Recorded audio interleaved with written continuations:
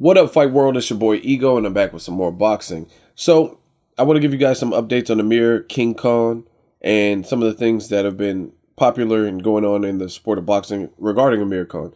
So, as you guys know, it looks like they're leaning towards a Mayweather fight with Amir Khan.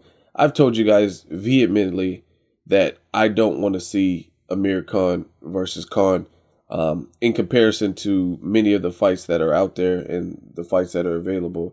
And I've done several videos on it, explain why. Amir Khan tweeted this: announcements next month. Enjoying my last holiday with my family. Then I get shipped to training camp and all serious work ready for May. So that could be like a play on words, like a double entendre, ready for May, like May weather, or it could be ready for May as in the date of which they're going to fight. But it looks like all signs are pointing towards Khan versus Mayweather. And I think it's a bullshit fight, mainly because of the timing. Khan, to me, hasn't done anything in recent memory. Some people say he has the biggest fan base, but I don't recall any record-breaking, record-shattering type of viewing numbers. I don't think he's ever headlined a pay-per-view by himself. Well, not by himself, but headlined a pay-per-view card on TV, on HBO or Showtime or anything. So I don't see it. I don't think Khan's looked impressive in his last three or four fights. The Lamont Peterson fight showed he had trouble with his inside fight game and constant pressure. Now, that could be disputed because there were two controversial points deducted from Khan. Plus, Lamont Peterson had that dirty high level of testosterone test. So let's say we sweep that under the rug. Then his very next fight, he took a last-minute newcomer, really, which is Danny Garcia, not newcomer to the sport of boxing, but newcomer to the limelight, and a fighter who really kind of went life or death with Eric Morales, an old Eric Morales, in their first fight, and he did enough to win. He had a knockdown on Morales late in that fight, and he got the belt off of Eric Morales, but by far, it wasn't like a one-sided fight like their rematch, like the Morales-Garcia rematch. It wasn't like that. It was, he had to fight for it. He takes a last-minute replacement, and Khan has some success early, but by the third round, Danny Garcia gets his timing and just starches him, knocks him out, or knocks him down in the third round. He gets back up on his feet. Fourth round is done. Kenny Bayless seen enough. He got knocked down several times, and Danny Garcia was on the way to superstardom.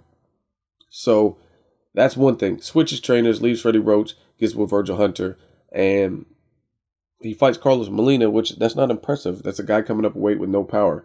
He looked good in that fight, and then after that, he fought Julio Diaz, where he should have every advantage in terms of speed. They fought on his home turf in England, and he got knocked down and hurt in that fight too. So based on that chronological order, and that's exactly what happened, I don't see that warrants a Mayweather fight.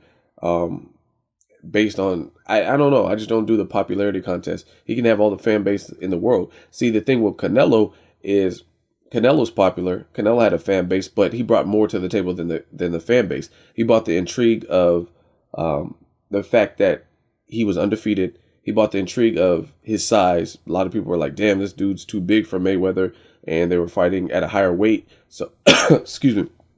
So some people thought Mayweather was overextending himself by taking another fight at 152, 154 against a big dude who shows he's a boxer puncher.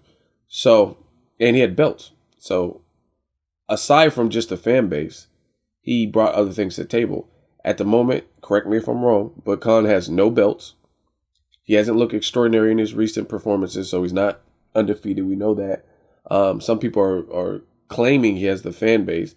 I truly believe fighters like Carl Froch, even with his loss to George Groves, probably has a bigger fan base because Carl Froch, one, he's white. And I'm not saying that's the only reason, but some people are racist. Some people might not like any other ethnicity. So that's one respect. And at the very least, Carl Froch is an exciting fighter, just like Khan, but he's considered by and large more of a warrior in terms of he has a chin to bang it out.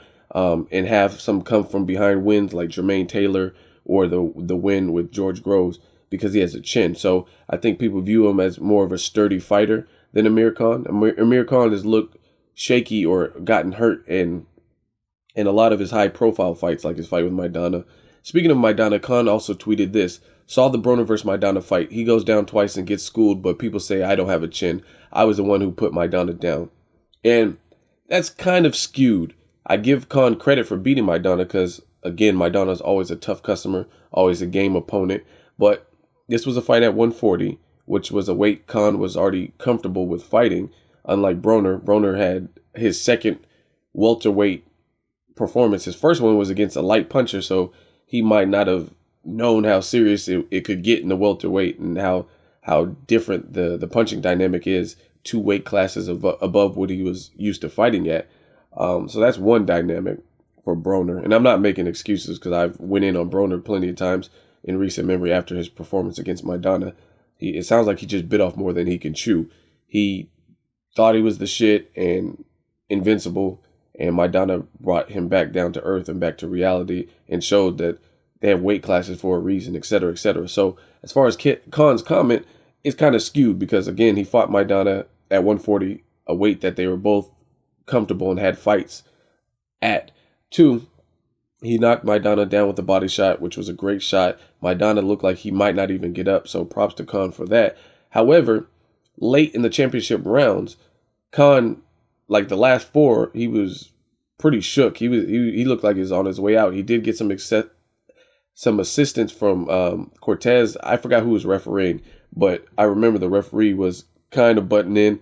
Maidana was going for the kill. Plus, Maidana had severe stamina issues, and this was pre-Robert Garcia. I've said this time and time again. Since Robert Garcia, Maidana seems like he's been a student of the game, taking everything in, trying to learn, trying to work, and improve his dynamic as a fighter. He showed more of a defense, I guess you could say.